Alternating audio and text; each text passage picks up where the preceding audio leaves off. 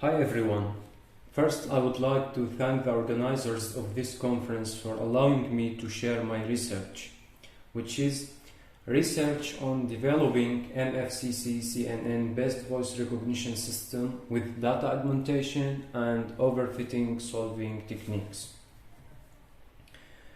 So I'm going to talk about these points in this presentation.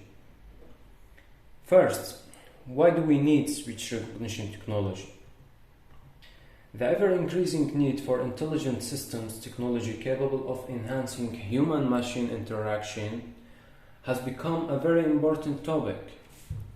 Voice recognition enhances the capabilities of computers in interacting with humans, so that the device becomes able to recognize, understand, and interact with the content of words and phrases in a spoken language.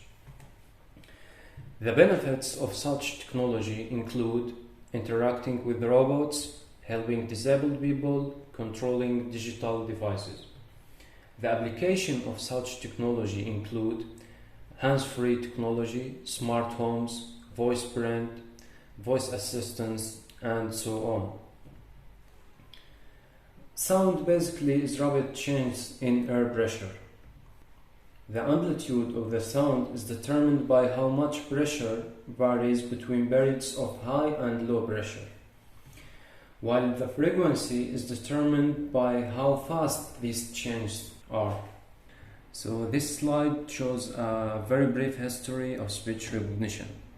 The first speech recognition system, Audrey, which is a single speaker number recognition system, was developed back in 1952. Just after 10 years, IBM introduced its first speech recognition system, which was capable of recognizing 16 words. Harvey was developed during 1970s, which was able to recognize 1011 words. In the 80s, the hidden Markov model was applied to the speech recognition system, and in 2001, Google introduced the voice search application that allowed users to search for queries by speaking to the machine. And in 2006, the use of deep learning in speech recognition was proposed. Most automatic speech recognition systems extract features from the acoustic signal instead of using the full speech signal due to the large variation in the speech signal. MFCC is the most popular and used feature extraction algorithm. The block diagram of MFCC algorithm is shown here. The pre-emphasize increases the magnitude of the higher frequency within the spectrum. The framing divides the acoustic signal into subframes, which are then multiplied by a window function. The fast Fourier transform is applied after that and squared because phase information is not helpful here. The next step is applying triangular bandpass filters to the signal in male scale. Then we use the log, since the human response to signal level is logarithmic. And finally, discrete cosine transform is applied. The result of the conversion is called MFCC, male frequency substral coefficient. An enormous amount of research have been done on the use of machine learning for speech processing applications, which has yielded much better result when compared to other methods. Deep neural networks have shown great improvement in speech recognition tasks. So in this research, we have designed a convolution neural network in order to classify speech signal based on its MFCC features. The main application of CNN is image processing, but it has been used in many other fields like voice and video processing. CNN consists of convolution layers which extract features from input data, pooling layers that are used to reduce the dimension of the data, and fully connected layers that are similar to the multi-layer perceptron. The table here shows the architecture of the used network. The dataset used in this paper is the speech command dataset, which is released by Google on August 3rd, 2017.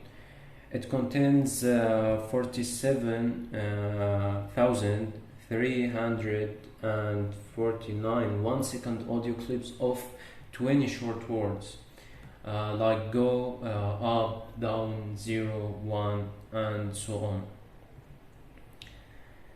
Since the duration of some recordings in the dataset is less than 1 second and the sampling rate is very high, pre-processing steps have been used. The first step is coding short clips. Short clips are not compatible with the system, so a function that adds 0 value to those files have been used to make the duration of all files 1 second. The second step is resampling. The sampling rate of the files was 16 kHz, so they have been resampled at 8 kHz since most speech-related frequencies are at this frequency. The purpose of this study are to provide an algorithm that understands a small group of simple audio commands and to work to minimize the number of layers in the architecture to maintain some simplicity within the model and minimize runtime. One of the biggest challenges when training deep learning models is choosing training time or number of epochs. When choosing a large number, the overfitting problem appears. The overfitted model is not generalizable to never seen before data. However, if the number was small, the underfitting problem appears, which means that the model has not trained enough on the training data, so the performance is low and the error rate is high. To solve this problem, the following techniques have been used. The first one is early stopping, which stops training the model before overfitting occurs.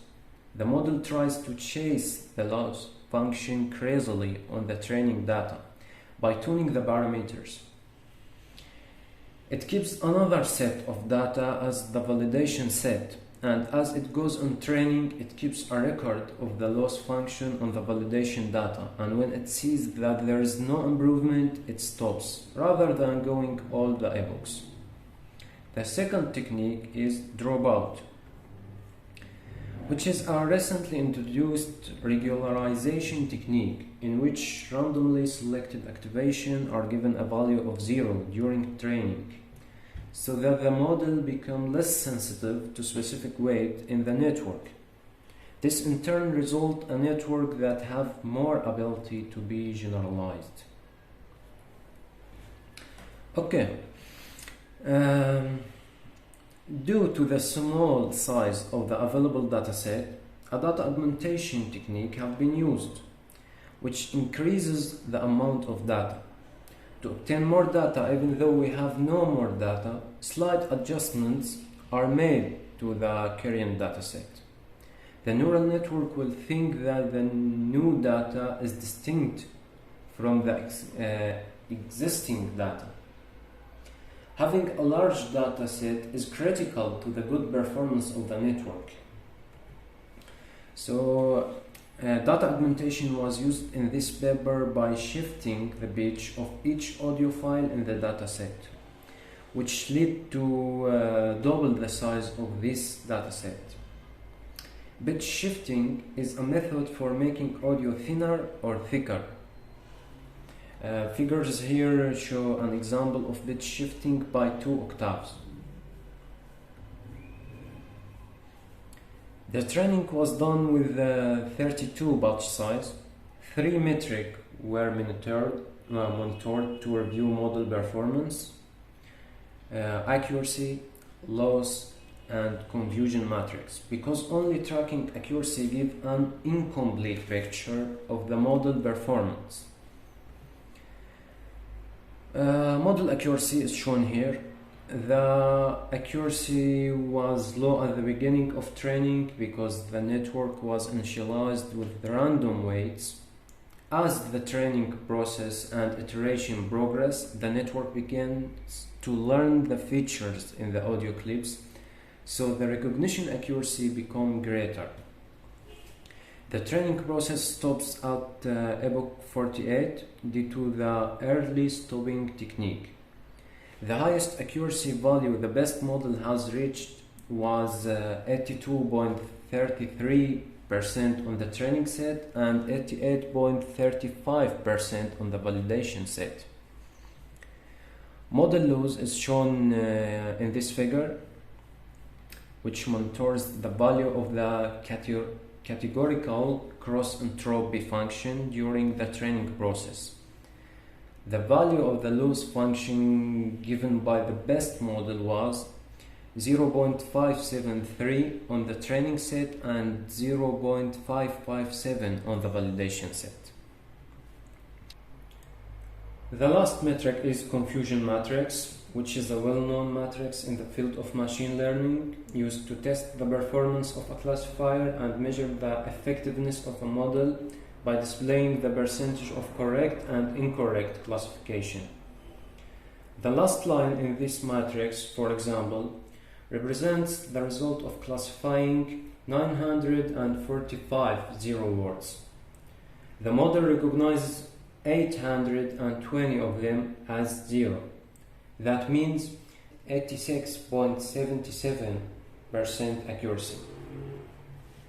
The study showed that using techniques such as early stopping, dropout, and data augmentation have helped solve the overfitting problem and make the model more able to generalize, which enhanced the model performance. Moreover, this paper showed that the use of MFCC following by CNN model as a double-phase feature extraction has improved the accuracy and reduced the complexity of the model. The future work will be on increasing the model recognition capability in noisy environments. Thanks all for watching.